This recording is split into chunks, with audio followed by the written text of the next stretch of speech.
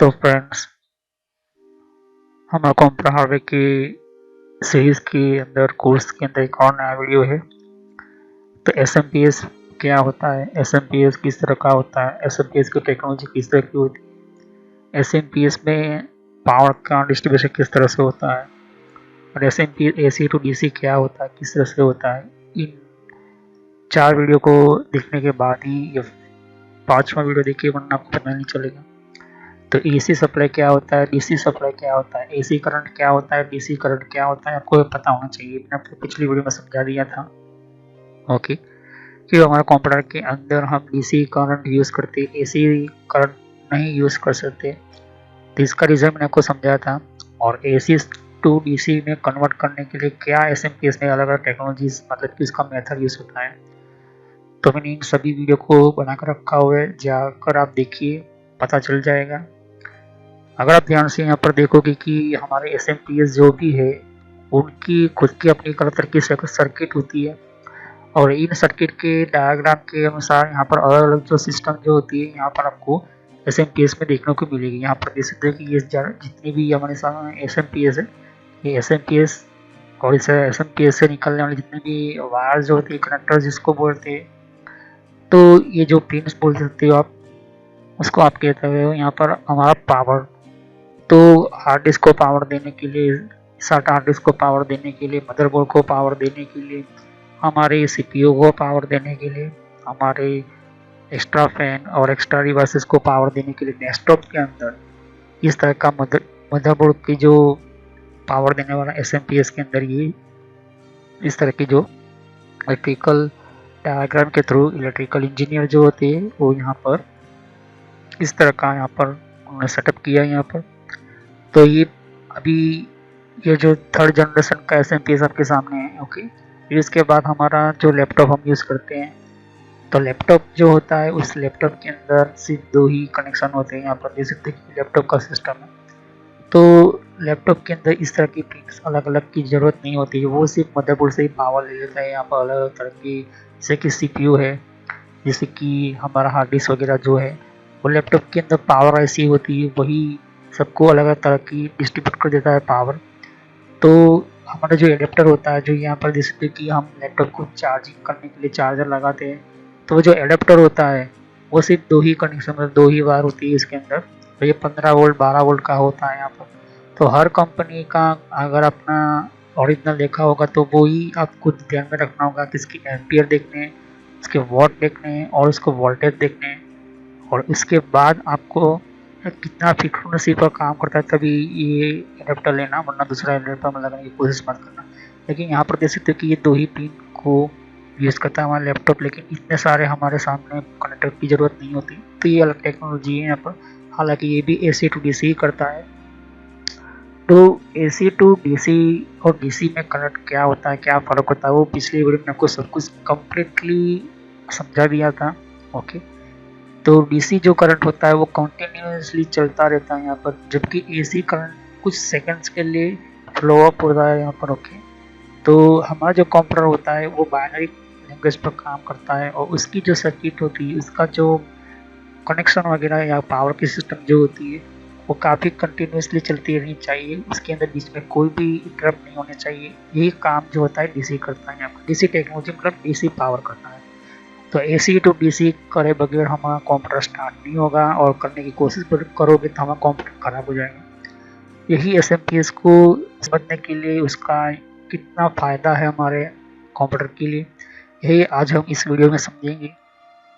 तो benefits of SMPS, ऐसी कौन सी चीज़ें हैं जो एसएमपीएस से हमें फ़ायदा मिलता है हमारे डेस्कटॉप को। ओके, सिर्फ डेस्कटॉप कंप्यूटर की बात कर रहा हूँ एसएमपीएस के अंदर। तो चलिए हम वीडियो को स्टार्ट करते हैं, और सभी वीडियो को देखिए होगे तो आपको ये समझ में आ जाएगा।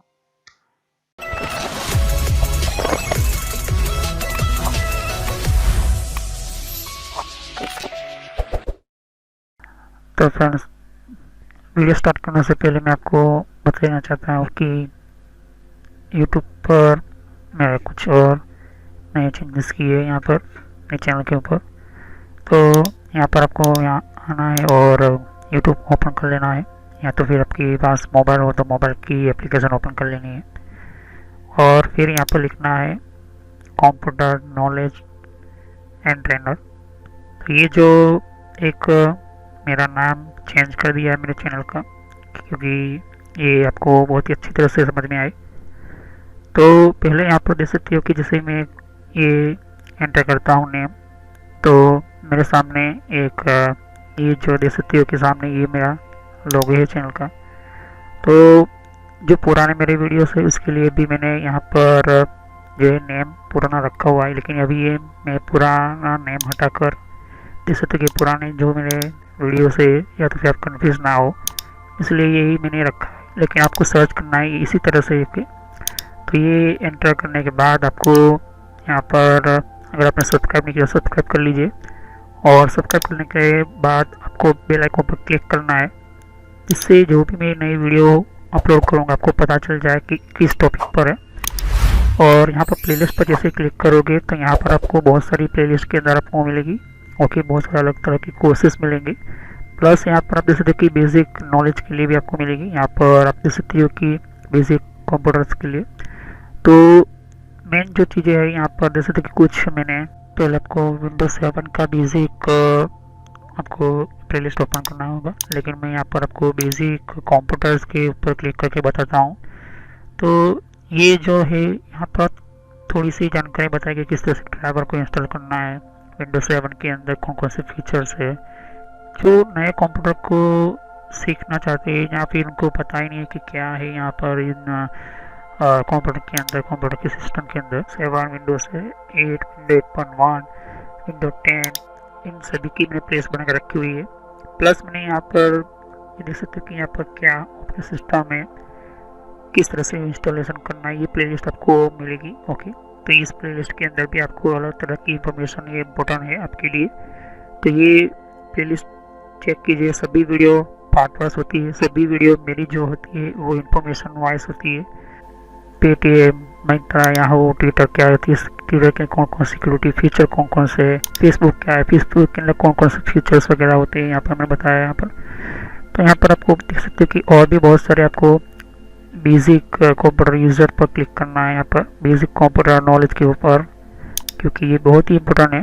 और जब तक आपको कोई कंप्यूटर की नॉलेज नहीं तो आप बेसिक पे ही स्टार्ट कीजिए। ओके, तो ये इम्पोर्टेंट है आपके लिए, तो ये बहुत ही इम्पोर्टेंट है।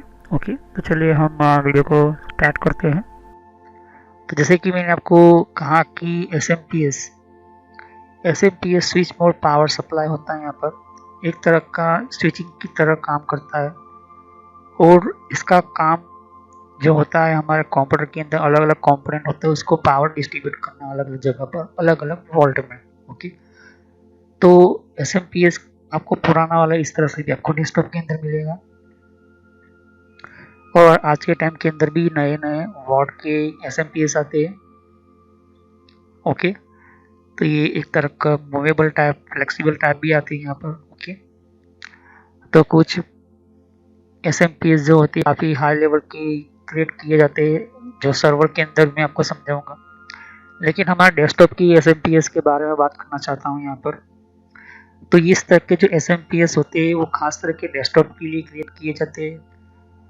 तो डेस्कटॉप जो होता है हमारा, कोई भी कंप्यूटर होता है यहाँ पर, लैपटॉप और या डेस्कटॉप, तो उसके अंदर जो लैपटॉप के अंदर हमारी बैटरी होती है, बैटरी की जितनी भी पावर जो होता है वो उसके अंदर पावर ऐसी होती है लैपटॉप के अंदर, वो पावर ऐसी अलग अलग तरह की जगह पर डिस्ट्रीब्यूट कर देता है। लेकिन यहाँ पर हम SMPS डेस्कटॉप की बात करते हैं, इसके अंदर भी पावर सप्लाई की पावर ऐसी होती है, लेकिन इसके अंदर अलग अलग यहाँ पर कनेक्टर हो सकते हैं, पिन होते हैं यहाँ पर, और इसके अंदर बैटरी की ज़रूरत नहीं पड़ती। इसके लिए आपको अलग से UPS लेना पड़ेगा आपके डेस्कटॉप के लिए। लैपटॉप अगर नहीं यूज़ करते हो तो जितने भी हमारे कंप्यूटर होते हैं, जितने भी हमारे सिस्टम जो होते हैं, वो इम्पोर्टेंट पार्ट ये है कि हमारा जो भी कंप्यूटर होता है वो अलग अलग तरह की फ्रीक्वेंसी पर, अलग अलग तरह की वोल्ट पर काम करता है यहाँ पर। जैसे कि CPU का वोल्टेज अलग हो गया, रैम का वोल्टेज अलग हो गया, मदरबोर्ड का वोल्टेज अलग हो गया, हमारा हार्ड डिस्क का वोल्टेज अलग हो गया, हमारा फैन का वोल्टेज अलग हो गया, हमारा हार्ड डिस्क का अलग वोल्टेज हो गया, हमारे जो अलग अलग पोर्ट्स जो होते हैं, VGA पोर्ट है, SMPS, तो ये जो होता है SMPS ही करता है। तो इसका जो पहला जो मोड है, मतलब पहला जो होता है यहाँ पर हमारा फायदा, the switch mode power source is small in scales. तो इस तरह के जो SMPS होता है उस स्मॉल स्केल के अंदर होता है, छोटे SMPS बनाए गए यहाँ पर स्विच मोड पावर उसको कहते हैं, मतलब ये स्विचिंग करने का काम करता है। ओके, तो switch mode power supply power source है यहाँ पर। अगर आप इसके अंदर आप ऑन करते हो तभी ये पावर सप्लाई ऑन होगा, तो ये होता है स्विच। ऐसा नहीं होता है कि हमारा SMPS के अंदर पावर डाल दिया तो पावर हो गया, पावर बंद किया तो पावर बंद हो गया, ऐसा नहीं होता। जब तक आप स्विच ऑन नहीं करोगे तब तक ये SMPS स्टार्ट नहीं होगा। ओके, और इसको एक छोटे से बॉक्स की तरह स्मॉल केस के अंदर में यहाँ पर SMPS बना है यहाँ पर। ओके, तो इससे क्या होता है कि स्विचिंग मोड का काम करता है यहाँ पर। जब तक आप स्विच पावर ऑन नहीं करो तब तक ये ऑन नहीं होगा। दूसरा बेनिफिट ये कि the SMPS is very light weight. तो SMPS जो है काफ़ी पहले वाले SMPS से आज के टाइम के SMPS बहुत ही लाइट वेट होते हैं यहाँ पर, बहुत ही कम इसके वेट होता है यहाँ पर, ज़्यादा भारी नहीं होता है यहाँ पर। तो ऐसे SMPS जो होती है वो लाइट वेट सिस्टम होती है यहाँ पर। तो SMPS की इस तरह की लाइट वेट होने के कारण हमारा जो काफ़ी बहुत ही बेनिफिट हमें फ़ायदा मिला। और ज़्यादातर कंप्यूटर पहले बहुत ही भारी होते थे यहाँ पर। अगर मैं सेकंड जनरेशन या थर्ड जनरेशन की बात करूँ तो अगर 1994 1919 की बात की तो हम इस तरह के SMPS नहीं देखने को मिलेंगे आपको, क्योंकि इसके अंदर जो ट्रांसफॉर्मर वगैरह जो होते थे वो अलग तरह की लगाई जाती है, सिस्टम में अलग। ओके, अब SMPS power consume is typically 60-70% which to ideal for use। तो SMPS 60-70% ही पावर कंज्यूम लेता है यहाँ पर। जब वो आइडियल फॉर मतलब जब यूज होगा तभी वो पावर ऑन होगा, तभी वो पावर लेगा। अगर आपका कंप्यूटर बंद है तो यहाँ पर वो SMPS सारे कंपोनेंट को बंद कर देगा, मतलब उसका जो जितने भी कनेक्शन लगाए हुए हैं यहाँ पर, जैसे कि साटा हो गया यहाँ पर पावर सप्लाई, तो उसको क्या करे बंद कर देगा। SMPS स्ट्रांगली एंटी इंटरफेरेंस होता है यहाँ पर। तो स्ट्रांगली एंटी इंटरफेरेंस क्या होता है कि अगर आपने ध्यान से देखा होगा कि अगर हम स्लीपिंग मोड में डाल देते हैं या तो फिर हमारे पावर, अगर आपने देखा होगा कंट्रोल पैनल की प्लेलिस्ट में जब वो पावर का ऑप्शन ध्यान से देखोगे, पावर का ऑप्शन का वीडियो का ध्यान से देखोगे, तो हम पावर प्लानिंग करते हैं कि मेरा कंप्यूटर 1 घंटे के अंदर में कुछ भी ना करो तो ऑटोमेटिक बंद हो जाए, तो ये ऑटोमेटिक भी बंद कर देगा। The SMPS production range in large. तो SMPS का जो प्रोडक्शन होता है उसकी रेंज जो है बड़ी है। रेंज इसलिए बड़ी है क्योंकि एक SMPS से आप जितने भी साटा पावर कनेक्शन लगाना चाहते हो आप लगा सकते हो यहाँ पर। ओके, जबकि लैपटॉप के अंदर ऐसा नहीं है। ओके, लैपटॉप के सिस्टम के अंदर आपको सिर्फ एक ही साटा लगा सकते हो या तो फिर आपको USB के थ्रू आप हार्ड डिस्क लगा सकते हो। तो आप क्या कर सकते हो कि SMPS के अंदर आप कनेक्टर एक दूसरे से कनेक्ट करके फिर मेल टू फीमेल वगैरह जो है मल्टीपल आप साटा पावर केबल लगा सकते हो। उसके अलावा आप साटा सिस्टम भी लगा सकते हो, उसकी रेंज जो होती है वो लार्ज होती है, बड़ी होती है। अब इसके अलावा भी 2 तरह की मैंने आपको कहा था कि SMPS के पार्ट्स होते हैं। पहले जो पुराने वाला SMPS जो था और आज के टाइम के अंदर ये 24 वाला पिन दे सकते हैं। ये पुराने वाले मदरबोर्ड के अंदर 20 पिन का और ये नया टाइप का जो SMPS है 24 पिन का आता है यहाँ पर। तो इसकी जो हर तरह की वोल्टेज है यहाँ पर अलग अलग होते हैं। यहाँ पर अब कुछ इसकी लिमिटेशन ऑफ SMPS की लिमिटेशन होती है कि अगर आपकी 20 पिन का है तो 24 पिन का है तो वो उतना ही पावर जनरेट करेगा, मतलब उतना ही पावर देगा, ज़्यादा पावर नहीं देगा। और उसके अंदर लिमिटेशन ये है कि जब भी उसकी फ्रीक्वेंसी होती है या जो भी उसका पावर होता है, उसका वॉट होता है, उस वॉट के हिसाब से ही हमारे मदरबोर्ड की कंपोनेंट लगाने होते हैं, जैसे कि 600 volt, 650 volt, 700 vote, 800 vote, 1000 vote, तो उस हिसाब से हमें SMPS को खरीदना होता है। जैसे कि मुझे एक मदरबोर्ड गेमिंग खरीदना है, कोर i7 का CPU रखना है, हार्ड डिस्क मुझे SATA रखनी है, 4 हार्ड डिस्क रखनी है, और फिर मुझे एक अच्छा ग्राफिक्स कार्ड रखना है, रैम अच्छा रखना है। तो ये जो होती है वो उसका लिमिटेशंस आप लगा सकते हो आप अपनी इस द कॉम्प्लेक्सिटी ऑफ इस SMPS इज वेरी लार्ज। तो ये इसकी कॉम्प्लिकेसी इसलिए बढ़ जाती है क्योंकि वो लार्ज काम करता है, मतलब बड़ा कोई पावर आपको सप्लाई देना है आपके सिस्टम्स को, तो SMPS ही आपको देगा। इसका बेनिफिट यही हमें मिलता है SMPS का, वरना आप तब तक आप यूज़ नहीं कर पाओगे यहाँ पर। तो SMPS की जो मेन इंपॉर्टेंट पार्ट होता है यही होता है कि जब भी आप कोई भी SMPS खरीदते हो या लेते हो, तो इसकी जो पावर परसेंटेज होती है, वो उसका वॉट जो होता है, उसका कितना आप SMPS को यूज़ करना चाहते हैं, डिपेंड है आपकी सिस्टम की रिक्वायरमेंट के अनुसार। मतलब तो बहुत ही कम छोटा मदरबोर्ड होगा तो भी चलेगा, लेकिन उसका वॉट कितना ये इम्पोर्टेंट है। जो 8वां उसका बेनिफिट है, the production reflection is high and it's control is weak in the case of SMPS। तो प्रोडक्शन का जो रिफ्लेक्शन होता है ये हाई होता है, और उसका control weak case of SMPS। तो अगर कोई भी उसका प्रोडक्शन जो रिफ्लेक्शन जो होता है वो हाई होता है, और उसका जो कंट्रोल होता है जो वीक होता है, तो वो इसको रोकने की कोशिश करता है। ओके, कैसे करता है? तो SMPS जो होता है वो use of SMPS can only be a step down regulator, एक स्टेप डाउन रेगुलेटर की तरह काम करता है। अब इसका मैं आपको बोलूँ कि SMPS के अंदर किस तरह स्टेप डाउन रेगुलेटर होता है, तो जैसे ही हमारे कंप्यूटर को हम शट डाउन करते हैं तो ऑटोमेटिकली जैसे पूरा कंप्यूटर बंद हो जाता है। अगर शट डाउन करने के बावजूद भी आपका कंप्यूटर चलता रहता तो आप क्या कंप्यूटर बंद होता? नहीं होता। तो यही मेन चीज SMPS का बेनिफिट है कि SMPS को हम ऑर्डर देते हैं कि आपका कनेक्शन बंद कर दीजिए, तो ये जो होती है वो ग्रे पिन से होता है यहाँ पर।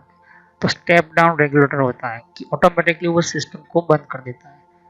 शट डाउन करते ही हमारा पूरा जितना भी हार्ड डिस्क वगैरह जो भी उसका पावर जो होता है वो बंद हो जाता है यहाँ पर। तो हमने कोई ना बटन दबाए, कोई भी हमने खुद डिजिटल सिस्टम यूज करके, हमने विंडो 7 हो, विंडो 8 हो, विंडो 8.1 हो, या कोई कमांड सेंटर हो गया, कमांड प्रॉम्प्ट के थ्रू हमने शट डाउन किया, तो वो SMPS का जो पावर जो है हमारा कंप्यूटर में से बंद हो गया, फैन बैन सब कुछ बंद हो गया। तो वो कहाँ से पावर बंद हो जाती है? SMPS से बंद हो जाती है। ओके, तो SMPS जो होता है वो अपनी दूसरी जो पावर की लाइन जो होती है वो कट कर देती है, इसलिए इसको कहते हैं स्टेप डाउन रेगुलेटर। ओके, तो वो ऑटोमेटिकली वो स्टेप डाउन मतलब कि अपना कंट्रोल कर लेता है यहाँ पर अपना पावर। ओके, तो SMPS जो होती है वो एक तरह की ये स्टेप डाउन रेगुलेटर के कारण ही ये बहुत ही इसका फंक्शन ज़्यादातर यूज होता है। अब इसको ऑन करना है तो आपको बटन दबाना होगा, या तो फिर आप कोई और चीज़ है आज के टाइम के अंदर भी आ चुकी है छोटे से, अगर आपने देखा होगा सर्वर के अंदर कि सर्वर को आपको ऑन करना है, तो इसका भी थोड़ा सा एक मैं आपको समझाऊंगा एडवांस के अंदर। तो स्टेप डाउन रेगुलेटर एक तरह का आपके सामने है यहाँ पर। ओके, तो SMPS जो होता है यहाँ पर हमारा जो भी हमें कमांड देते हैं, जैसे कि यहाँ पर हमारा मेन कंप्यूटर जो होता है उसको शट डाउन कर देते, तो पूरे जितने भी हमारे कंपोनेंट होते हैं उसको बंद कर देता है। तो इन SMPS voltage output is just one. Okay, SMPS का जो मतलब वोल्टेज जो आउटपुट होता है उसका काम ही ये होता है कि एक ही तरफ ये वोल्ट देगा, मतलब जब जितने भी कंपोनेंट है, ये जितने भी पिन्स वगैरह है, तब तक देता रहेगा जब तक SMPS को आपने ऑन करके रखा हो, जब तक आपने अपने कंप्यूटर में से शट डाउन नहीं किया है। ओके, जैसे शट डाउन कर देंगे तो इन सभी पिनों में से जो वोल्टेज था वो बंद हो जाएगा, ऑटोमेटिकली बंद हो जाएगा। ओके, यही काम होता है SMPS का, और इसी से हमारा जो स्टेप डाउन रेगुलेटर की तरह ये हमारा स्विचिंग का काम करता है यहाँ पर। तो चाहे फिर वो मोलेक्स हमारा हार्ड डिस्क हो या 4 पिन या फिर साटा हार्ड डिस्क हो या कोई भी हमारा सीपीयू का, इन सभी के अंदर से ऑटोमेटिकली वो पावर कट कर देता है। ऑटोमेटिकली पावर कट करने के कारण हमारा कोई भी डिवाइस जो होता है वो चलता नहीं है, वो बंद हो जाता है, क्योंकि हमने शट डाउन किया है, हमने हमने कंप्यूटर को बंद किया है। तो यही एक वोल्टेज रेगुलेटर की तरह काम करता है। लेकिन ये काम हमारे एडेप्टर के अंदर नहीं होता है। देख सकते हो कि ये जो पिन है हमारे 6MPCI, तो ये जो है और आउटपुट जो होते हैं उसके वन एक ही तरह के होते हैं यहाँ पर, ओके। लेकिन उसका वोल्टेज जो होती है वो अलग अलग होते हैं यहाँ पर, ओके। तो एक ही बार में एक ही वोल्टेज नहीं, ऐसा नहीं। इसके अंदर आप ध्यान से देखो कि एक ही वोल्टेज निकलेगा, वो 15 वोल्ट या 12 वोल्ट जो भी हो, आपके ऊपर डिपेंड है कि आपका कौन सा कंप्यूटर आपका लैपटॉप है। लेकिन यहाँ पर जैसे कि 20 पिन का कनेक्टर है, सभी वोल्ट देख सकते हो अलग अलग वोल्ट है यहाँ पर, ओके। इनके सभी वोल्टेज देखो, यहाँ पर देखो, यहाँ पर भी देखो। तो ध्यान से देखिए कि इसके अंदर इस तरह का नहीं है, इसके अंदर कभी भी नहीं आएगा, और इसको आप कंट्रोल भी नहीं कर सकते हो यहाँ पर। इसके अंदर वो पावर अपना आपने ऑन कर देता हो, मतलब कि ये ऑन ही रहेगा, क्योंकि ये भी एक तरह का एसएमपीएस है, ये भी एसी टू डीसी करने वाला है। लेकिन एसी टू डीसी ही करेगा, लेकिन इसके अंदर स्टेप डाउन रेगुलेटर सिस्टम नहीं है, okay. Step down regulator system इसलिए नहीं है क्योंकि इसके अंदर कुछ ऐसे फंक्शंस वगैरह जो है इलेक्ट्रिकल रखे हुए नहीं है।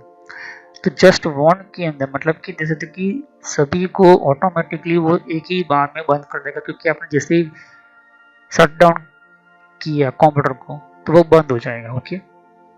तो ये होता है स्टेप डाउन रेगुलेटर, हमारे एसएमपीएस के थ्रू क्रिएट किया हुआ यहाँ पर, ओके। तो ये बेनिफिट्स हमारे एसएमपीएस के अंदर हमें मिलते हैं डेस्कटॉप के अंदर।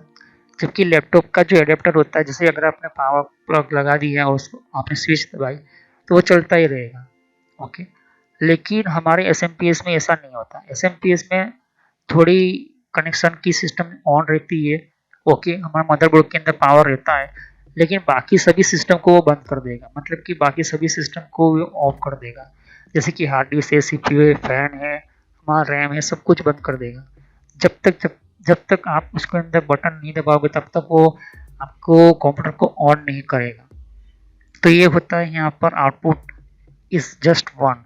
जैसे ही पावर बटन दबाते तो सभी को एक ही सेकंड में सबको ऑन कर देता है यहाँ पर, क्योंकि आपने वो स्टेप अप किया है यहाँ पर, ओके।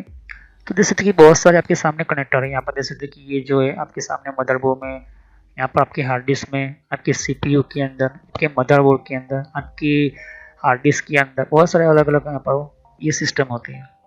तो एसएमपीएस को किस तरह से ध्यान में देखना है कि कितना का ये वोल्टेज है या कितना नहीं है। तो ये जो इम्पोर्टेंट जो होता है वो सीधा हमारे जो लिखा होता है हमारे लेबल के ऊपर लिखा होता है। यहाँ पर देख सकते हो कि कोई भी आप नया एसएमपीएस लेते हो तो पहले आपकी रिक्वायरमेंट कौन कौन से है। तो रिक्वायरमेंट जैसे कि 2 रैम है 8 GB की, 4 हार्ड डिस्क है, 60 हार्ड डिस्क है। फिर आप सीपीयू कोर i7 लेते हो, मदरबोर्ड हाई टेक्निकल लेते हो, कितने वोट का है, वोल्टेज नहीं वोट की बात करता हूँ, तो कितने वोट का है, 1250 वोट का है, 1000 वोट का है, 700 वोट का है। तो ये जो होता है ये वोट होता है यहाँ पर, और वोल्टेज होता है इसके पीछे V लिखा होता है, और वोट जो होता है W लिखा हुआ होता है यहाँ पर। तो यहाँ पर जैसे कि AC230V मतलब 230 वोट। जैसे कि यहाँ पर वोल्टेज की बात करें V 550 का वोट का है यहाँ पर, ओके। तो वोल्टेज और वोट में दोनों में फर्क होता है यहाँ पर, ओके। तो इस हिसाब से हमें मदरबोर्ड को लेना होता है यहाँ पर। जैसे कि पुराना वाला डिजाइनिंग का मदरबोर्ड है और एक नया टाइप का आज के टाइम के अंदर मदरबोर्ड आपको एसएमपीएस मिलेगा। तो एसएमपीएस को हर तरह की उसकी जानकारी आपके पास होनी चाहिए, क्योंकि बेनिफिट्स हमें इसी से ही मिलते हैं। तो इसका बेनिफिट दूसरा हम यहाँ पर देखेंगे। हालांकि मैंने इसकी इन्फॉर्मेशन आपको दिखाई दी नहीं होगी, लेकिन मैं यहाँ पर यहाँ पर ड्रॉप डाउन करूँगा, मतलब इसको ड्रॉ करूँगा। अब ये जो एसएमपीएस जो होते हैं काफ़ी हार्ड टेस्ट कुछ मैकेनिज्म, उसकी इलेक्ट्रिकल पार्ट्स जो होते पुराने वाले से अच्छे, उसका वायरिंग अच्छा होता है, इसलिए इसको एसएमपीएस को बनाया जाता है यहाँ पर। और ये पुराना वाला एसएमपीएस है, जैसे कि ये पुराना वाला यहाँ पर, ओके। और पुराना वाला आर्किटेक्चर वगैरह जो होते हैं, इसकी पिन्स वगैरह, हालांकि उसके अंदर पिन के जो वायर जो होती है वो वोल्टेज एक ही होगी, लेकिन इसके वॉट काफ़ी फिर मतलब इसके अंदर चेंजिंग किए होते हैं। तो एसएमपीएस को पढ़ना तो आपको पहले लेवल को पढ़ना चाहिए यहाँ पर, कितना एसी डीसी कितना जनरेट करना, कितने वॉट का है, कौन कौन से वोल्टेज है, ये बहुत ही इंपॉर्टेंट होता है यहाँ पर। तो कोई भी आप एसएमपीएस देख सकते हो कि मैं एक एग्जांपल दे रहा हूँ यहाँ पर कि पावर सप्लाई जो हमारी जो सपोर्ट मतलब इसके अंदर पावर आएगा वो 240 वोल्ट का आएगा, जैसे 240 वोल्टेज का आएगा। ओके ओके 240 वोल्टेज का होता है यहाँ पर। ये कितने वोट का है? 500 वोट का है यहाँ पर। ओके 500 वोट का है, तो आपका 500 वोट में कौन कौन सी डिवाइसेस चलेगी, ये मेन इम्पोर्टेंट होता है। तो ये 500 वोट के अंदर जैसे कि हार्ड डिस्क हो गया, रैम हो गया, मदरबोर्ड हो गया और डुअल कोर i3 प्रोसेसर हो गया। कितने एम्पियर का है? तो 1500 mAh का है उसका, ये एम्पियर हो गया यहाँ पर। ओके और जितने भी हमारे एम्पियर वगैरह जो होती है ये इंपॉर्टेंट होता है कि वॉट और एम्पियर। उसके बाद हो जाती है उसकी फ्रीक्वेंसी भी इंपॉर्टेंट होता है। ज़्यादातर 50 60 और 80 के बीच में आते हैं आज के टाइम के अंदर। हो सकता है कि फ्यूचर में और भी ज़्यादा हो सकते हैं यहाँ पर। तो एसएमपीएस को आपको ये चीज़ आपको ध्यान में देखनी होगी। हर एसएमपीएस अगर आप नया लेते हो, नया कंप्यूटर लेते हो, तो कितना पावर इसको चाहिए होता है। ज़्यादा पावर दोगे तो भी डैमेज होगा, कम पावर दोगे तो भी डैमेज होगा। तो इसके लिए भी आपको ध्यान में रखना होगा। तो एसी का इनपुट देखो कि हमारा जो भी बोर्ड होता है, हमारी लाइट का इम्पोर्टेंट बोर्ड होता है, उसके अंदर 240 या 220 या कुछ भी हो सकता है। मैंने 220 लिया हुआ है, 240 लिखना चाहिए था।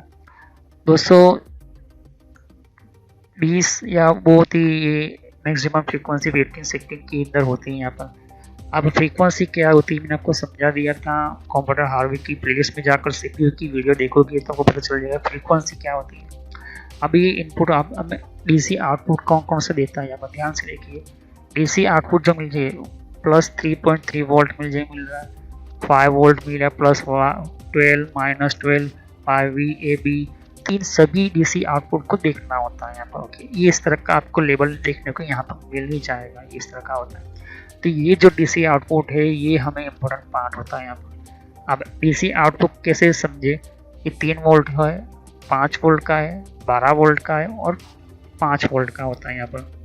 इसके अलावा आपको कनेक्टर ध्यान में देखने होंगे कि कनेक्टर जो होते हैं वो कनेक्टर कौन कौन से हैं, मोलेक्स कितने हैं, साटा कनेक्टर कितने, मदरबोर्ड के कौन सा 24 पिन वाला या 20 पिन वाला है, सीपीयू का कौन सा पोर्ट है, सब कुछ आपको ध्यान से देखकर ही इसको खरीदना है यहाँ पर। ये बहुत ही इम्पोर्टेंट। इसके अलावा इसके जो डीसी आउटपुट के अलावा इसकी फ्रीक्वेंसी जो होती है वो कितनी होती है, ये बहुत ही इम्पोर्टेंट होती है। 50, 16 या 80 की फ्रीक्वेंसी होती है यहाँ पर। फ्रीक्वेंसी की मतलब कि मैंने आपको कहा था कि 1 मिनट में कितना वो जनरेट करता है, कितनी साइकिलिंग पावर होती है यहाँ पर। तो आउटपुट करंट क्या होता है यहाँ पर ध्यान से देखिए कि ये इसका आउटपुट करंट है। तो अभी ये जो जितने भी मैं लिखा हुआ एग्जाम्पल समझा रहा हूँ, ये रियली में उससे ज़्यादा होते हैं यहाँ पर। Okay 28 ampere, 30 ampere, 24 ampere, 0.8 ampere, 25 ampere. तो ये जो होता है आउटपुट। अब मैक्सिमम कंबाइंड पावर जो होता है क्या होता है, कंबाइंड पावर दे सकते कि सभी का निकला हुआ आउटपुट का एक पावर जो होता है तो 400 वोट और इसका होता है 20 वोट। तो 500 वोट जो होता है वो पावर होता है हमारा, ये हमें इम्पोर्टेंट होता है। तो कितना होता है 500 वोट, यही मेन चीज़ें होती है। अगर आपका मदरबोर्ड 500 वोट से ज़्यादा मांग रहा है, आपका मदरबोर्ड 800 का वोट का आपका वो मदरबोर्ड है, तो ये एसएमपीएस नहीं चलेगा। ध्यान में रखना ये एसएमपीएस कभी भी मत लगाना, क्योंकि मदरबोर्ड ही 800 वोट का है। तो मदरबोर्ड के अलावा आप सीपीयू लगाओगे, रैम लगाओगे, हार्ड डिस्क लगाओगे, ग्राफिक्स कार्ड लगाओगे, तो इन सभी को कैलकुलेट करना होता है यहाँ पर। फिर बाद में आपको एसएमपीएस को लेना है यहाँ पर, उसको तय करना कौन सा आपको एसएमपीएस बेहतर रहेगा। क्योंकि कम वोल्टेज के कारण आपका मदरबोर्ड क्या होता है वो डैमेज होता है, उसके ऊपर लोड पड़ता है, उसके ऊपर कभी भी ऐसी चीज़ें आपको यूज़ नहीं करनी चाहिए। क्योंकि कभी भी आपका ये जो मदरबोर्ड है परफेक्ट काम नहीं करेगा। कभी कभी आपका जो होता है वो कंप्यूटर लोड ज़्यादातर लेता है। क्यों होता है? क्योंकि इसी के कारण, क्योंकि हमारा जो जितना उसका बेनिफिट होता है, जितना भी इसको चाहिए होता है वो पावर नहीं मिलता है। तो जो पावर जनरेट का करने का काम जो होता है वो एसएमपीएस ही करता है। तो पहले आप कैलकुलेट कर ले कि कितने वोट की रिक्वायरमेंट है आपकी। अभी मेरा ये कंप्यूटर है 500 वोट का है, इसलिए मैं 500 ये सिर्फ आपको एग्जांपल दिया है आपको मैं समझाने के लिए, लेकिन रियल में आपको लेवल में देखना है और आपका जितना भी कंपोनेंट है उसका कैलकुलेट करना है कि मेरी वॉट कितनी जा रही है, कितनी रिक्वायरमेंट होती है यहाँ पर। कि सीपीयू में कोर i7 लगा रहा हूँ, मदरबोर्ड मेरा 800 वॉट का है, मेरी रैम जो है इतनी है, मेरा साटा हार्ड डिस्क जो है वो इतनी की है, मेरा ग्राफिक्स कार्ड इतने वॉट का है। इन सभी को आपको प्लस करते करते करते जाना है और उसका कैलकुलेट करना है, तब जाके आपको निकल कर आएगा कि इतने वोट का है। तो 1250 वोट का है तो 1250 वोट का ही आपको एसएमपीएस लेना है। या 800 का 900 का आपके पास वोट का रिक्वायरमेंट आता है तो 800 900 का या 10-15 वोल्ट अप डाउन होगा तो चलेगा, लेकिन ज़्यादा नहीं होना चाहिए। ओके, क्योंकि ये डैमेज हो सकता है आपके कंप्यूटर को, आपके कंप्यूटर के मदरबोर्ड को। ये बहुत ही इंपॉर्टेंट होता है यहाँ पर। ओके, तो ज़्यादा वोल्टेज आने के कारण भी आपका मदरबोर्ड खराब हो सकता है, कम वोल्टेज आने के कारण भी मदरबोर्ड खराब हो सकता है। तो लिमिट्स में रखना होता है, हमें ये इम्पोर्टेंट चीज़ें समझना होगा। तो हम नेक्स्ट वीडियो में समझेंगे कि एसएमपीएस किस तरह से ट्रांसफ़र करता है पावर को। ये बहुत ही इंपॉर्टेंट होता है यहाँ पर, क्योंकि एसएमपीएस जो होती है वो बिना ट्रांसफ़र किए पावर कभी भी स्टार्ट नहीं करेगी। तो एसएमपीएस के अंदर कौन सी ऐसी चीज़ है जो पावर को ट्रांसफ़र करती है, मतलब कि कौन से किस तरीके से वो यहाँ पर ट्रांसफ़र करने का, डिस्ट्रीब्यूशन करने का काम करती है, ये हम समझेंगे ओके नेक्स्ट वीडियो के अंदर। तब तक के लिए thanks for watching my video. सभी वीडियो को पार्ट वाइज देखें वरना को पता नहीं चलेगा। एसएमपीएस की ये वीडियो चल रही है अभी एसएमपीएस की और भी बहुत सारी वीडियो लेकर आऊँगा, क्योंकि हमने इसको कनेक्शन पोर्ट्स वगैरह समझना है, कौन सा कनेक्शन कहाँ पर लगेगा, ये बहुत ही इंपॉर्टेंट होता है। तो तब तक के लिए thanks for watching my video. Have nice day. Next time I will continue. Okay.